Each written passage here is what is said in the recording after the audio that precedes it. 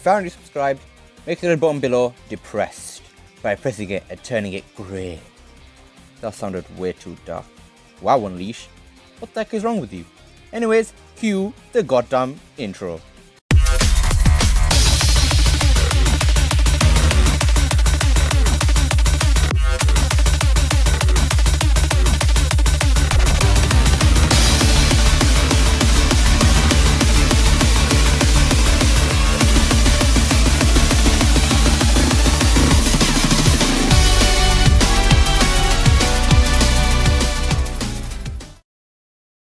Sonic has had some ups and downs. Wait, no, scrap that. Sonic has had a lot of ups and downs over the last 30 years. He has had a number of different things happening to him over that time. And times where nothing has happened at all. But there's always been one name that has been given to a certain time period of Sonic's history, the Dark Age, lasting from the year 2005 until 2010. But I've been thinking recently, when was the actual Dark Age for Sonic?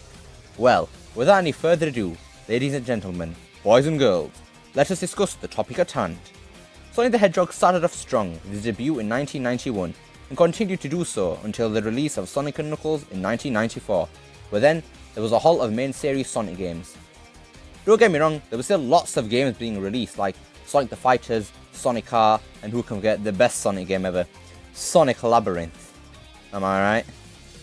This was the first time in which Sonic fans were starting to question Sega's ability to put out a good mainline Sonic game, especially since there wasn't one present, and because the quality of the games which did release wasn't really all that good. Also until 1998, when Sonic Adventure released, and people calmed down again, but the memory still lived on in the minds of the fans. The next period of doubt for Sonic fans started 7 years after the first one, in 2005 with the release of Shadow the Hedgehog. This lasted until the year 2010 with Sonic Colors. This period of doubt wasn't as bad in my opinion as the first, as there's still mainline games releasing, but most people hated them, especially critics. It was during this time that people had lost a lot of their respect for the Blue Blur and left the franchise due to consistent negative reception with each 3D game that released. After this period, Sonic changed, with the beginning of a new era for Sonic.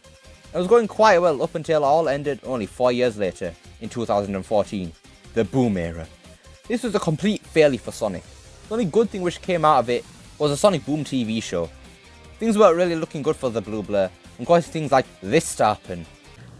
I think we're okay. I think we're at the point where we need to admit that this was never really a great franchise, and that we keep trying to find this thing that was never really actually there. Sonic was never good. Yeah, it was a 25-year lie. Yes. God damn you, IGN. The Boom era did end, but the period of darkness did not. There was a lie of hope for the Sonic series, which was a little thing called Sonic Mania, but that is it.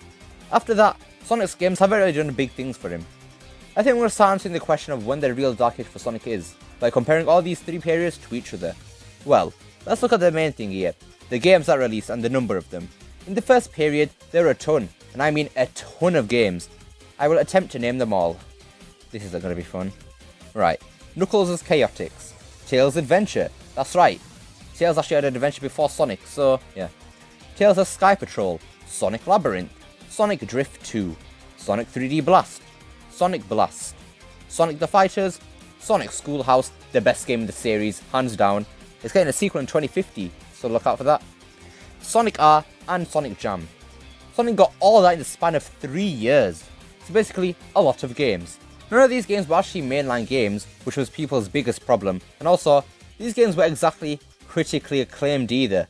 This was a depressing period for Sonic fans. The number of games in the second period is still a good number, which consisted of Shadow the Hedgehog, Sonic Rush, Sonic Gems Collection, Sonic Jump, Sonic Kart 3DX, never heard of that before until now, Sonic 06, Sonic Riders, Sonic Rivals, Mario and Sonic at the Olympic Games, Sonic and the Secret Rings, Sonic Rush Adventure, Sonic Rivals 2, Sonic Unleashed, Sonic Chronicles, Sonic Riders Zero Gravity, Mario and Sonic at the Winter Games, and Sonic and the Black Knight. This is a really good selection of games, probably the best in the series in my opinion. We had so many different games getting released. Sega outsourced Sonic to loads of different game companies to make games, and it really shows. Sega wasn't afraid of failure in this era. They wanted to try new things with Sonic, whether they failed or not. Of course though, we do need to talk about the quality of these games. Pretty much all the mainline games in this period were bashed hard. The spin-offs were generally given decent review scores. It was just the mainline games which sucked. But also during this period, it was also cool to not like Sonic. The critics literally bashed Sonic during this time, so we're going to judge this era fairly, like critics should have done back then. I'm not saying all these games are professional games and are very good, because that's not true. Some of these games, however, were unfairly rated, which I will now give my thoughts on. Probably the biggest one here is Sonic Unleashed. That game was absolutely beaten to the ground by critics, rated lower than Sonic 06, all because of one thing: the Hedgehog. The way people made out the Hedgehog back then was atrocious. He was bad because he didn't feel like a Sonic game and was slow. Those are literally the arguments that critics bashed Sonic Unleashed for back then. The game, just as a video game itself, was very good. If you look at what it had: beautiful CGI cutscenes, an amazing story, top-notch voice acting, visually appealing, little to no glitches, just a solid game overall. There have been loads of other playstyles in the past which were just speeding all over the place. And yes, I get that Sonic was made to go fast, but it was also made as a platformer. You can't always just expect to go fast in a Sonic game. You will have the slow bits, but also the fast bits. To put Sonic Unleashed into even more spotlight, just remember, this was the game that came after the infamous Sonic 06. For Sega and Sonic to come out with Unleashed after 06 is amazing. In the 2 years between 06 and Unleashed, Sega made 2 completely new gameplay styles for Sonic in the 3rd dimension, made Hedgehog Engine 1, got all the CGI done, and even made sure they had a fully functional game that was better than 06 to come out, which they did. It was honestly just such a shame Unleashed was received the way it was. Sega put the heart and souls into Unleashed, just for it to backfire. They even did the CGI shots and the Night of the Hedgehog too. The other game which I feel was critiqued unfairly was the game after Unleashed, Sonic and the Black Knight. This game was a massive improvement from Sonic and the Secret Rings, the previous storybook game. The controls were so much better, no more motion controls to move Sonic, but of course, critics are never satisfied. The main gimmick of Black Knight was a sword, which was once again bashed for not being Sonic-like. I've been playing Black Knight recently, and I can tell you that the sword play is overhated. It is responsive and I found it enjoyable. The second King Arthur boss fight though, god damn. Black Knight is a really good game. It looks beautiful, especially for a Wii game. The drop-dead fantastic soundtrack the game has, oh my lord, that soundtrack is amazing. If you thought 06 and Unleashed had brilliant soundtracks, listen to the Black Knight soundtrack. It is godlike. The story and voice acting in Black Knight was great too, and I love the art style the game has, same with Secret Rings. Just another underrated gem.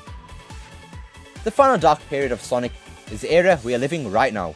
There is a very scarce amount of games releasing during this period compared to the other two, consisting of Mario and Sonic at the Sochi 2014 Olympic Winter Games, Sonic Boom Rise of Lyric, Sonic Boom Shattered Crystal, Sonic Jump Fever, Sonic Runners, Sonic Dash 2 Sonic Boom, Mario and Sonic at the Rio 2016 Olympic Games, Sonic Boom Fire and Ice, Sonic Runners Adventure, Sonic Forces Speed Battle, Sonic Mania, Sonic Forces, Sonic Mania Plus, Team Sonic Racing, Mario and Sonic at the Tokyo 2020 Olympic Games, and finally, Sonic at the Olympic Games. This may seem like a lot of games, but this is over a much longer period than the past, and a lot of these are mobile games too, not for an actual console. During this time, there's only been one mainline game, Sonic Forces, and we all know what happened with that game.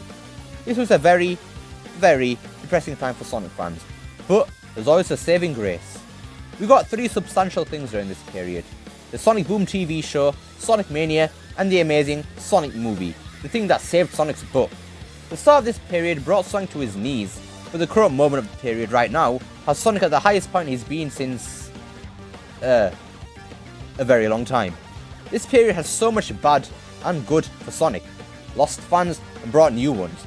The final conclusion here, in my opinion, is that the real dark age for Sonic was not from 2005 until 2010. It was from 1994 until 1998. There were no truly massive things for Sonic during that time. During the 2000s, we got some great games, and in this current period, we got Sonic at his highest point he has ever been, and with some mediocre to great games to support Sonic. There's nobody who can really say there was a fantastic game between 1994 and 1998, so that is where my conclusion ends. Anyways, that's about wraps it for today's video. I think it's unfair calling the 2000s the Dark Age, since there were still great things for Sonic, even with 06. Critics call that the Dark Age because they're idiots and can't play games properly, but that doesn't mean we have to. We can still appreciate everything that era gave us. I hope you enjoyed this video. Don't forget to like, share, subscribe, especially that last one, and I hope to see you next time. Peace.